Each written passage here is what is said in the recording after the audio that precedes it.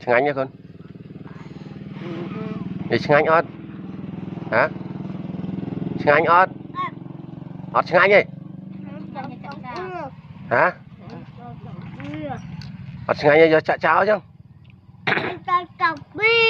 Ồ chừng anh là tắc bia.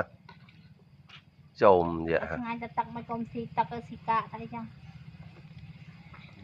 Lược chan hot tắc. Hot mày.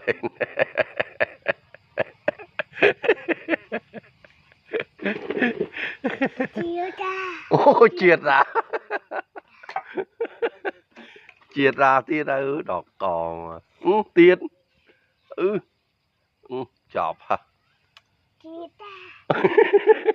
Triệt ra. Triệt ra. Triệt khlang này con. Chôm gì à? Chôm gì à?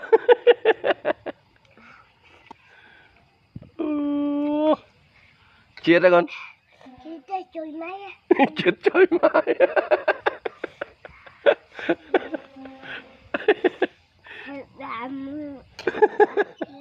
Chết chơi máy. Đừng là rìn thì rạp thế à? Xin anh ấy.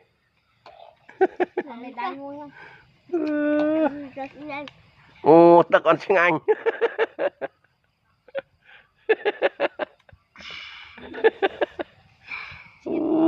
Chết rồi. Chết ăn luôn.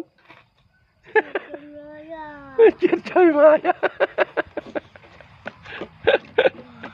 Lại đó cò ngoài. Co mà. Chết chơi máy. Chết khlang con. Con ta nó trốn. Đã khlang.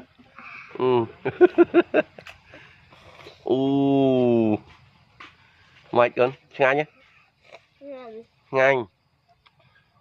Chùm vậy hả? Mình giờ tặng ai ơn mà đạp. Bây giờ mẹ giờ tật tiệt. Tao nhắm sẵn này giờ ơi.